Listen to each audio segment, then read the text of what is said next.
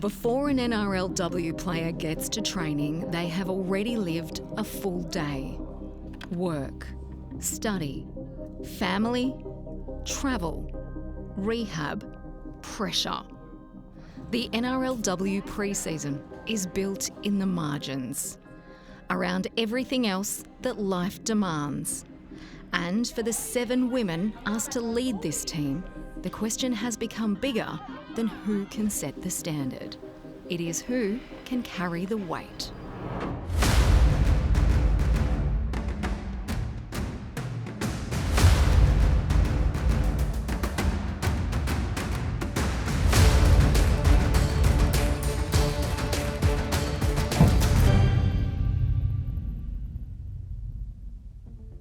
The Dragons now have a home built for elite preparation.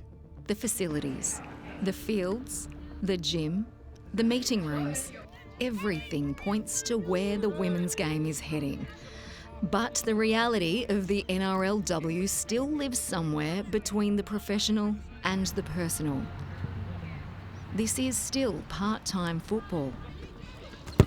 An abbreviated pre-season, an 11-round regular season, and a finals series. The expectations are professional. The sacrifices are personal. We have this expectation that the girls deliver a high standard, whether that's doing those 1%ers we talk about all the time, or it's actually what they put out on the football field and the results that they give.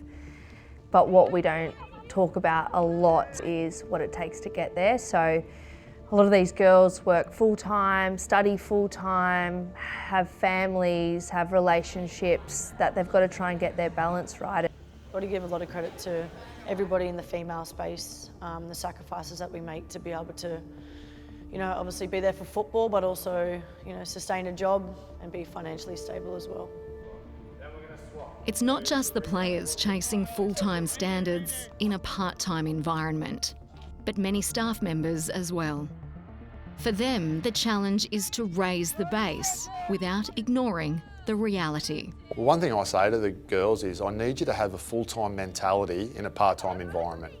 The NRL's making such enormous strides in where the game's going, and the players are extremely grateful for it, but we're in a bit of a challenging space at the moment in that respect.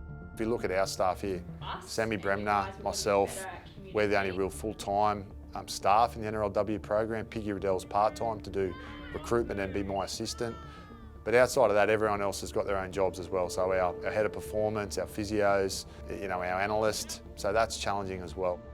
For the players, it's a significant challenge. They have to arrive ready, no matter what the day has already taken from them.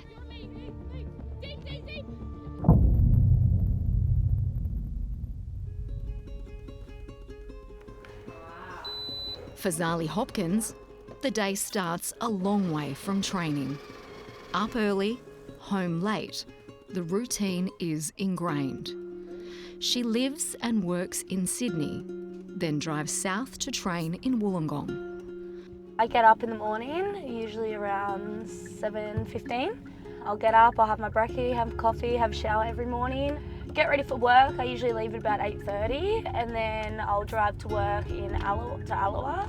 I'll work 9 till 2, and then I'll finish work at 2, get in the car, drive down to Wollongong.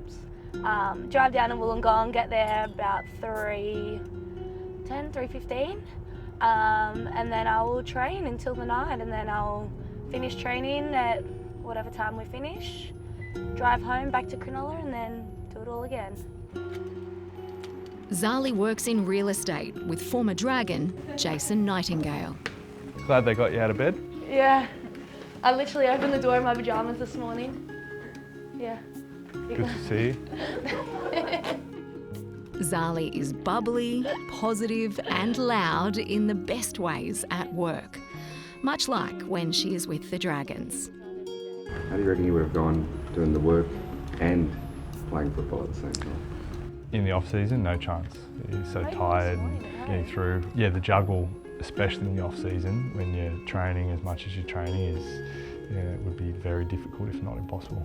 I think her approach to everything, the way that she approaches the training and other people in her team, like whatever it is, the way she applies herself is second to none. So obviously that growth in her own career has led to leadership, and so proud of her to be able to captain that team last year and grow herself, especially only being 22 years of age at the time.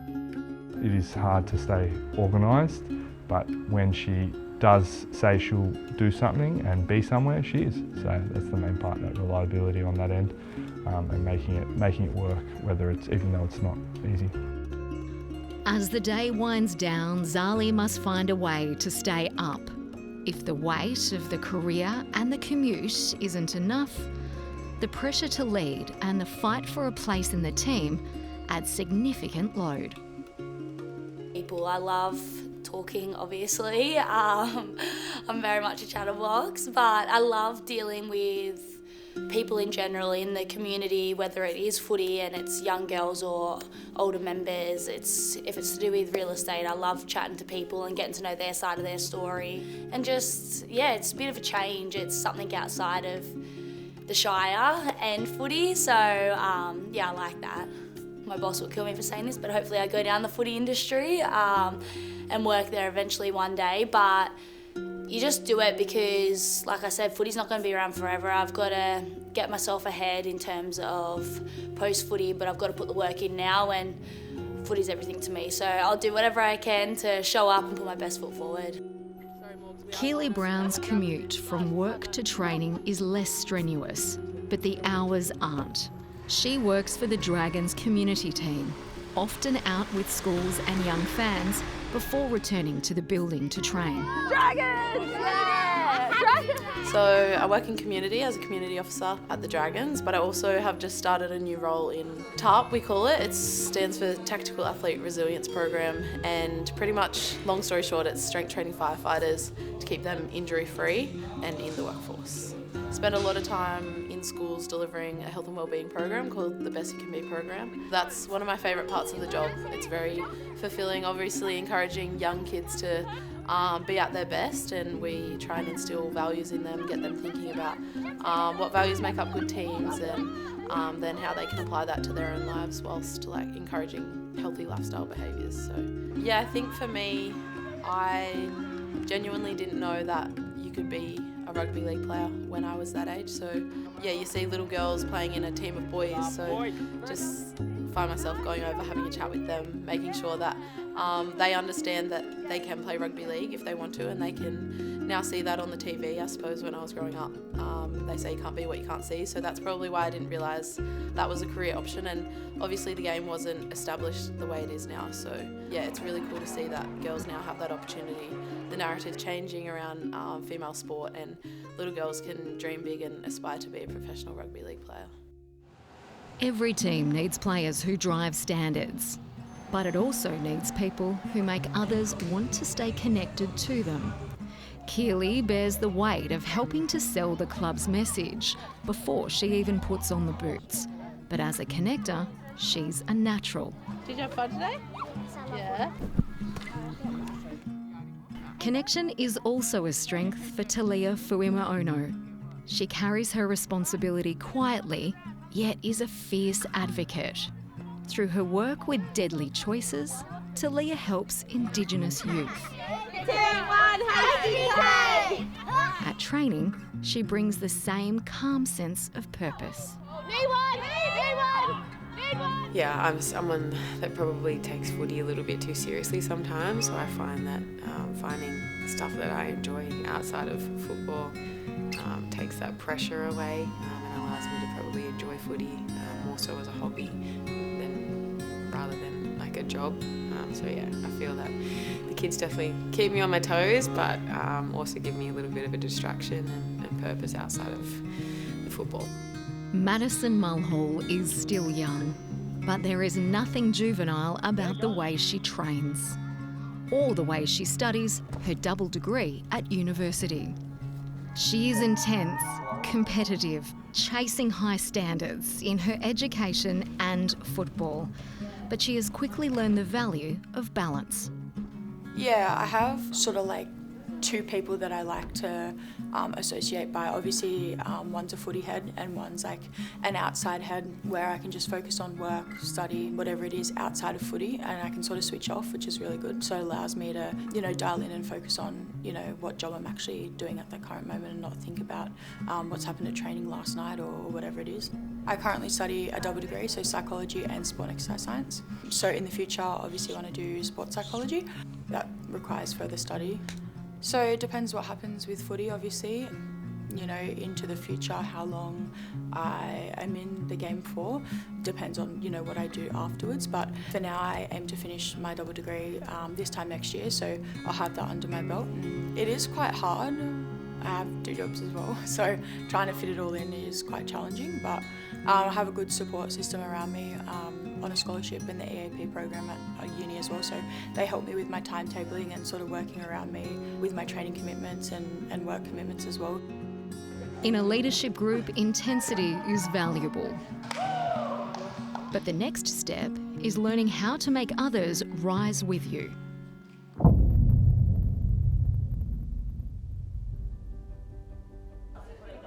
Every player wants the team to succeed. They all crave a connection, but they also covet a jersey. In the halves, that tension is impossible to miss. Zali Hopkins, a co-captain last season. Talia Fuima-Ono, a star returning to the club, chasing form from the past. Casey Ray, a young player many see as part of the club's future. 3 leaders, 2 starting spots. It is a good battle to have, and it's something that we really needed. This club, this team needed it. We needed that competition for spots. We haven't had the results the last few years that we wanted. To get better results, we need better people here. We feel like we've brought those better people in, and we've got better players, and now we've got really key positions.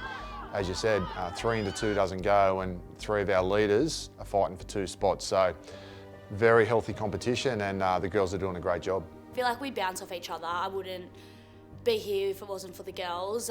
They make training fun, they make games fun, they make the environment a good environment, and I feel like I bounce off them as much as they bounce off me.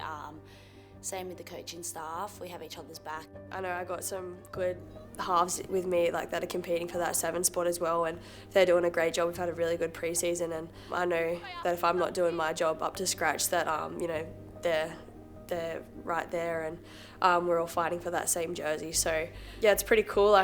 I think throughout the years I've learned a lot off the halves that I've played with. I'm really grateful that I got that opportunity to play alongside them and learn off them. I think they have such great knowledge, and to be honest, all the coaches I've had I've learned so much off, so it's exciting.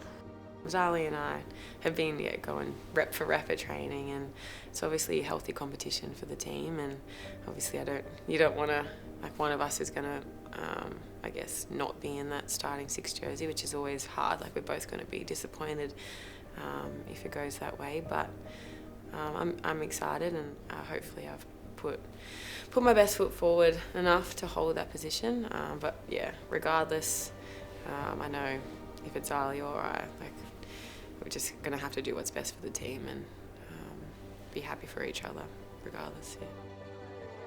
This is where connection becomes more than a word. It is easy to care for each other when there is nothing at stake. It is harder when the person beside you might be the person who takes your spot.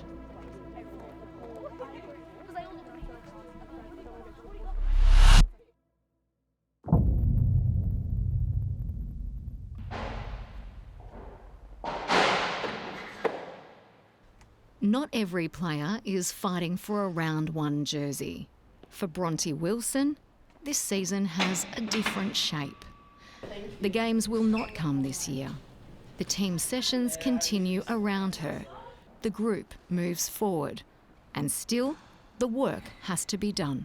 When they got the scans back and he's like, "You've done a great job to your knee. There's not much else you could have done." He's like, "You did your ACL, MCL and both meniscuses." At the time it was very emotional, but I think now with getting around the girls and stuff, it is hard to watch sometimes, but I see all the good stuff that they're learning and the new things, and seeing how they training since February and how fit they got, and it really does look like something incredible this year, and I'm just glad that I'm here and being able to be around it. Injury can make football lonely, and leadership is often revealed in who notices. The captaincy question is not only answered in the loud moments, sometimes it's answered in the quiet ones.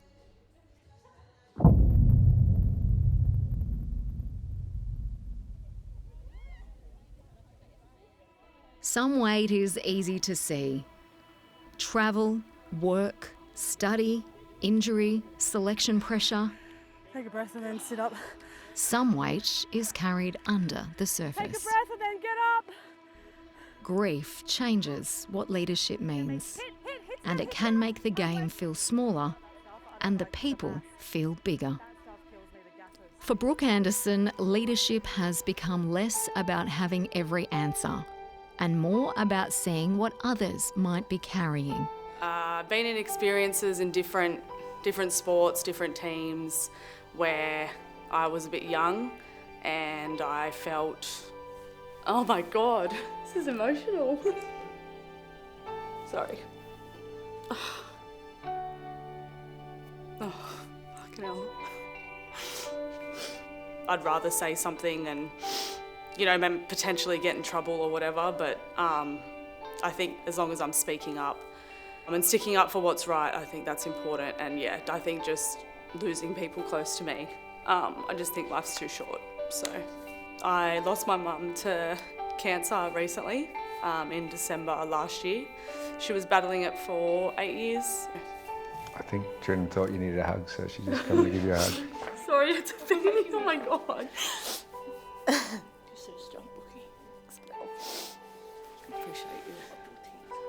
Goodness, I didn't expect this. Yeah, I've been that younger player before.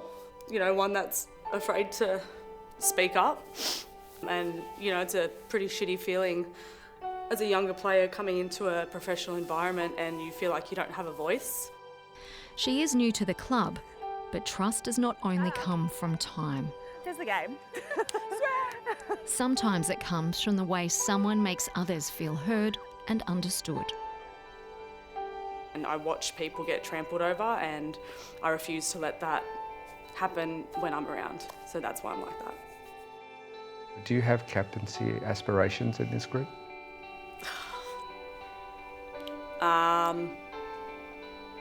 Honestly, if I'm being truly honest, no.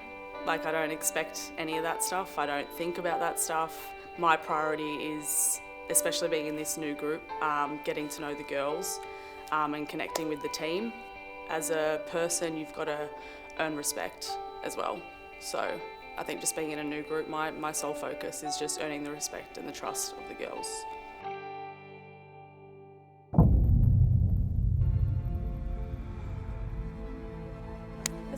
Across the leadership group, the weight looks different.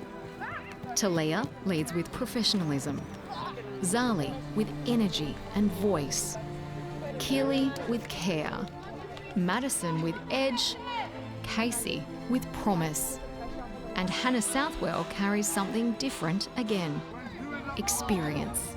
I was captain with Millie Boyle in 2022. You definitely learn a lot about yourself and teammates and the way that the world works and footy clubs. So yeah, I enjoyed it.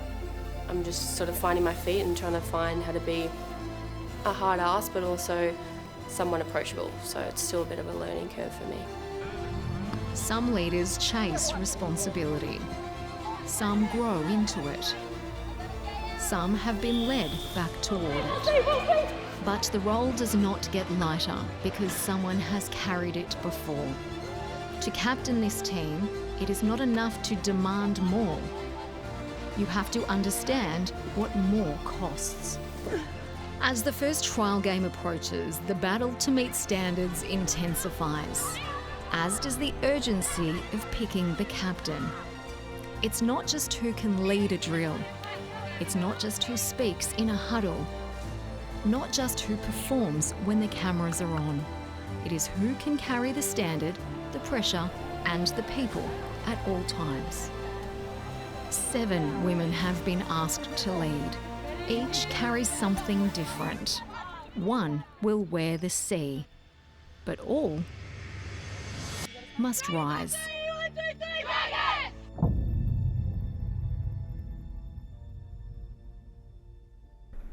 And you just, mate, to us, you're a natural leader. So we would love you to be our captain this year.